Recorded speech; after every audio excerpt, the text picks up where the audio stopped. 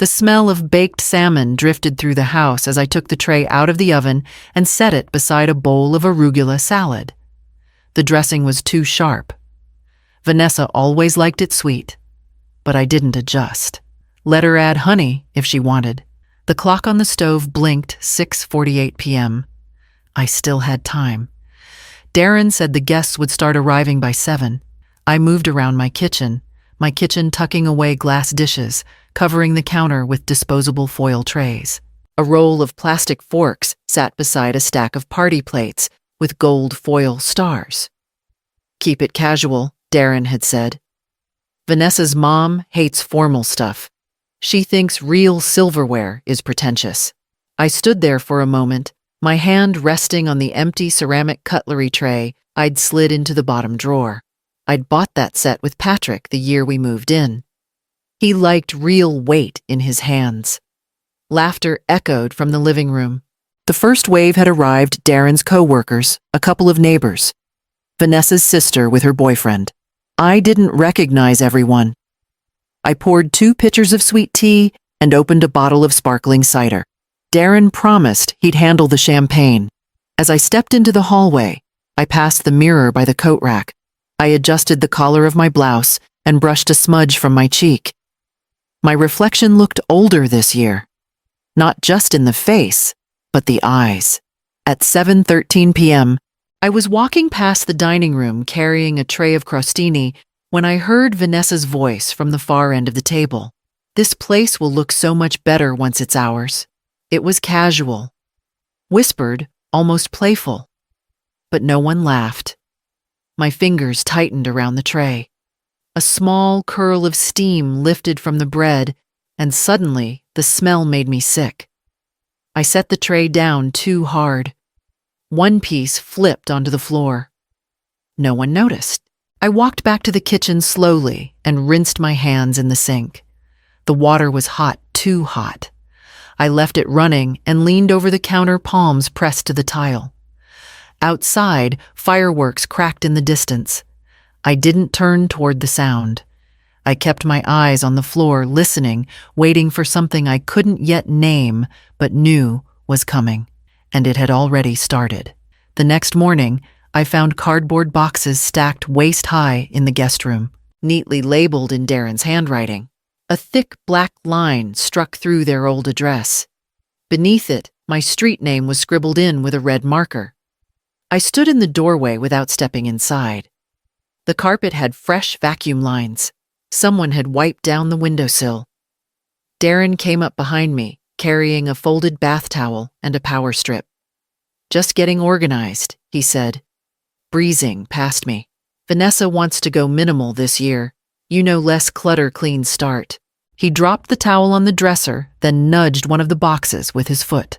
"We'll move these to the attic once we sort them." I didn't answer. I was still staring at the handwriting, the way it angled downward, fast and casual, like he'd filled out a shipping label and never thought twice. The mail came that afternoon. A plain envelope, no return address. Inside, a lease termination notice from the apartment complex Darren and Vanessa had been renting for the past 3 years. Effective January 3rd. I called the number printed at the bottom. The receptionist confirmed it. They'd informed the office they'd be relocating to live with family. She even sounded cheerful about it. "It's so nice when families come together," she said. I hung up without responding. Later, I walked into the living room and froze. The orange armchair Patrick's chair was gone. The space where it sat looked hollow, exposed. Just a faint dent in the carpet and a pair of slippers tucked underneath a side table that no longer had company. Darren walked in, carrying 2 champagne flutes, and paused when he saw me staring at the space. I moved it to the garage. "Figured we could set up a kids area in here once you know." He didn't finish. I turned toward him, keeping my voice steady. "Who asked you to do that?" He smiled like he hadn't heard the question. "Want me to bring it back in for tonight?" "No." I walked to the kitchen, opened the fridge, and gripped the milk carton. Cold plastic. My fingers ached from holding it too tight. I didn't put the chair back. I didn't touch the boxes.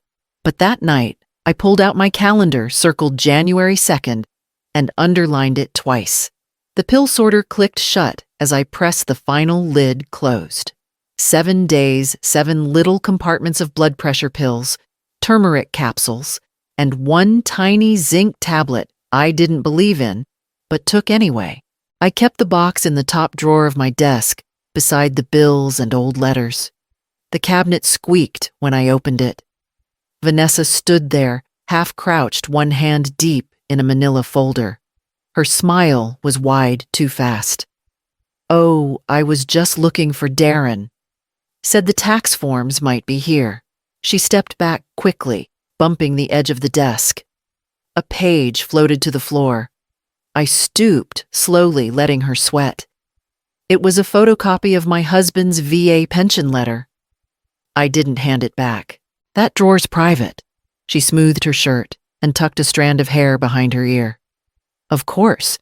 I wasn't trying to snoop, just trying to be helpful. You know, organizing things early, for tax season." I said nothing.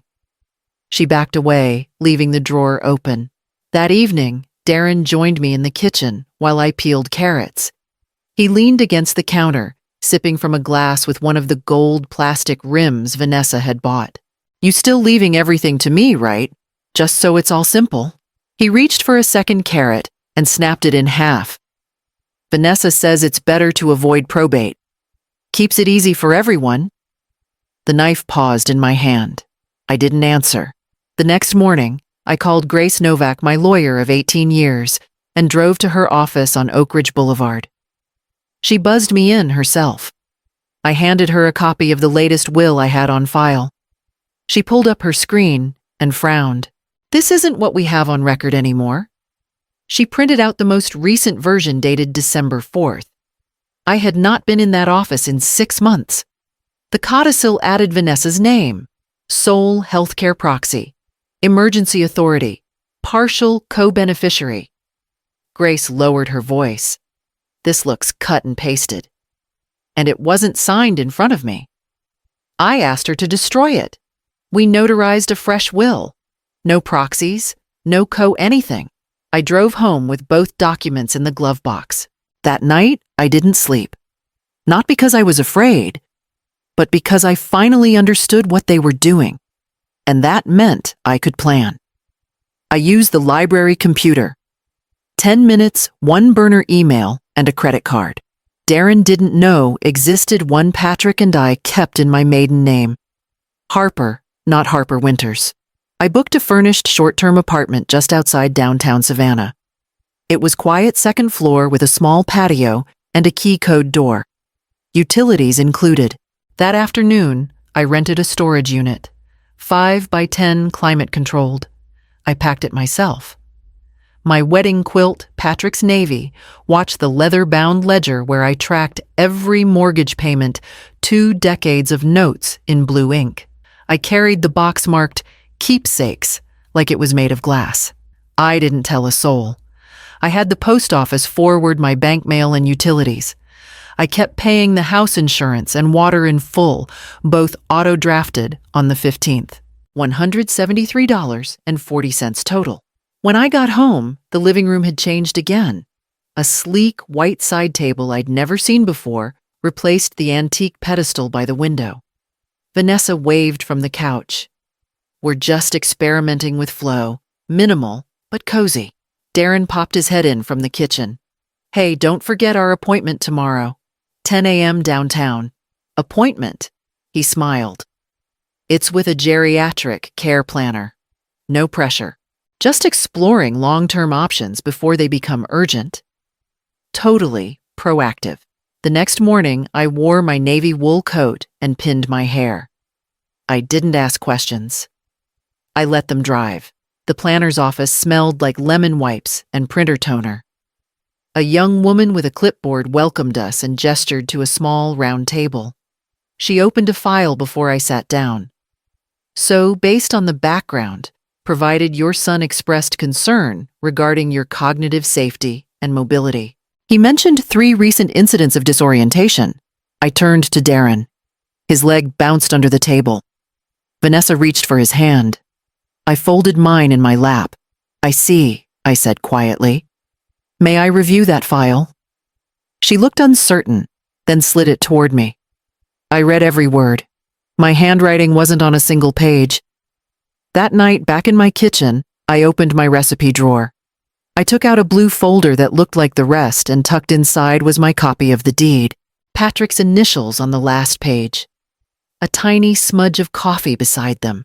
I placed it gently in my purse. I pressed the silver button on my old Canon and watched the red light flicker to life.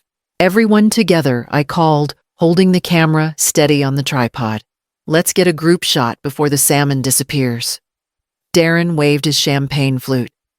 Vanessa dragged 2 folding chairs closer. Smile, I said. But I didn't take a photo. The red light blinked once more, then settled into a steady glow. Recording. I left the camera on the buffet angled just wide enough to catch the dining room and the stretch of hallway leading to the den. Vanessa placed a hand on my shoulder as she passed. You really went all out, she said. But next year we'll just knock down that awful arch. Open concept is more our style. She set down a tray of prosciutto-wrapped asparagus, then carefully moved the ceramic platter I'd inherited from my mother. I'll pack this away. Would hate for it to get chipped before the remodel. My smile stayed where it was. I reached for the salad tongs and adjusted the arugula. Guests arrived in pairs and clusters. Some I knew from church. Others I didn't recognize, but they greeted me politely and left their coats on the back porch. At exactly 8:12 p.m., I saw her. Martha. She wore oversized sunglasses and a sequined headscarf like someone trying too hard to be incognito. She carried a foil-covered casserole dish and called me auntie with a wink. In the kitchen, she passed me a folded napkin under the guise of exchanging serving spoons. Inside the notarized contract and signature forms. Her initials marked the line for the final witness. I tucked the papers beneath the oven mitts by the stove. Darren brought in a tub of sparkling cider. Vanessa opened the cupboard, paused, and frowned. Where's the champagne flutes? I reached into the lower cabinet and handed her mismatched wine glasses from the back of the shelf. They're being cleaned, I said. She took them without meeting my eyes. I returned to the buffet. The red light on the cannon still glowed. Steady, calm, watching. And so was I. The guests drifted from the kitchen to the living room, clutching plastic champagne flutes and balancing paper plates on their laps. Confetti had already found its way into the rug. A YouTube countdown loop blinked on the TV 40 minutes until midnight. Vanessa had been topping off her drink all evening. By 11:20, her words were slower, her smile wider.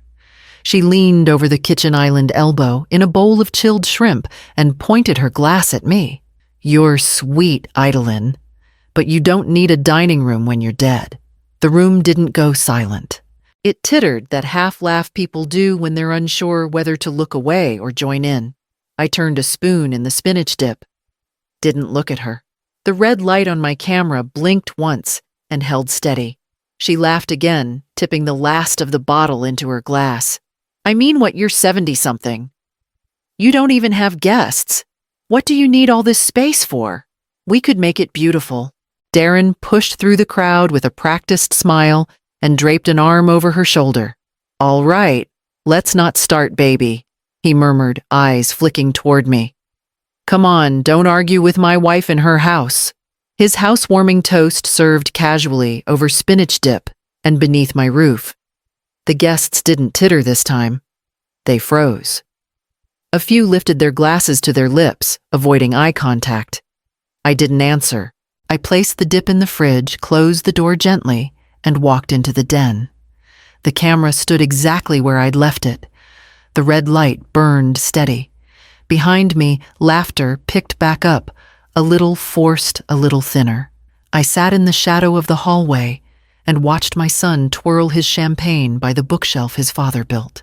I watched Vanessa gesture toward the ceiling, already redesigning it in her head. My fingers curled around the corner of the counter, steady as the camera. I breathed once, slow and full. Then I nodded to myself. The papers were signed, the witness signature sealed, and midnight was 12 minutes away. The countdown hit 1 minute. The living room swelled with voices. Guests pressed together in a loose arc around the television, glasses lifted cheap tiaras, shining in the light of the chandelier I had chosen with Franklin in 1998. Vanessa leaned into Darren's shoulder. Her laugh buzzed low, lazy. Someone fumbled with a noisemaker. I stepped forward, lifting a glass of sparkling cider. "Before we count down," I said quietly. "3 things." The room hushed. Darren's smile tensed. Vanessa blinked, then steadied her drink. "1," I said, holding the glass steady. "I'm not dying." A few people laughed, uncertain, polite. "2," I continued. "This house is sold." The room paused like a breath drawn, but not yet let out. "And 3." I turned slowly toward Vanessa and Darren. "You inherit nothing." The silence cracked like ice. Someone let out a small, shocked "wait." Fireworks exploded on screen. Cheers from the televised crowd echoed through the speakers. But no one in the room moved. I walked calmly to the shelf and tapped the camera. The recording stopped. Then with a click, I played it back. The audio filled the room. Vanessa's voice slurred, but crystal clear. "You don't need a dining room when you're dead. Darren, don't argue with my wife in her house." The playback caught the laughter, the tone, the claim, her house, and the silence that followed. I let it run 15 seconds longer than was comfortable, then turned it off. Vanessa opened her mouth, but no sound came out. Darren took a step forward, eyes wide. "This house belongs to the Miller family now," I said, calmly. The contract was signed at 7:45 this evening, witnessed, notarized, filed. One guest's glass slipped from her hand and shattered on the hardwood. I walked back to the kitchen and placed my empty glass in the sink. The dishwasher was already running. A low rumble of fireworks rose outside. The neighborhood was celebrating. Inside, no one moved. Behind me, Darren's voice cracked. "You can't." "You didn't even." I turned, lifting the envelope from beneath the bread box. "Your lawyer will be in touch." Then I walked upstairs. Not slowly, not quickly, as if I still lived there for one final night. By 8:30 the next morning, the sun had barely warmed the sidewalk when the moving truck pulled up. The men stepped out briskly, pressed uniforms, clipboard in hand, all business. I met them at the door with a short nod. The one with gray streaks in his beard greeted me by name. Vincent's team was punctual. Inside the living room looked like a party had tried to clean itself, but gave up halfway. Glittered hats on the floor, a champagne cork under the radiator. Darren's loafer beside the ottoman. No one had touched the kitchen. Vanessa appeared first, wrapped in one of my old bathrobes. Her eyeliner smudged like ink on a napkin. She winced at the morning light and muttered something about noise. I opened the front door wider. Darren followed a few minutes later, half-dressed hair flattened on one side. He froze when he saw the truck. "You're really going through with this." The boxes he'd stacked earlier now looked like rubble. "You filed your new lease paperwork 3 weeks ago," I answered, calm. I simply caught up. He moved toward me, jaw clenched. "You blindsided us. You embarrassed us." "You embarrassed me," I said quietly, "in front of 30 people. You told me not to argue with your wife in her house." Vanessa's arms folded across her chest. "So what this is, revenge?" I didn't bother answering. I turned as Vincent's black sedan pulled into the driveway. He stepped out, elegant as ever, dark slacks, slate overcoat, sunglasses pushed onto his head. In his hand, a manila folder and a bouquet of peonies.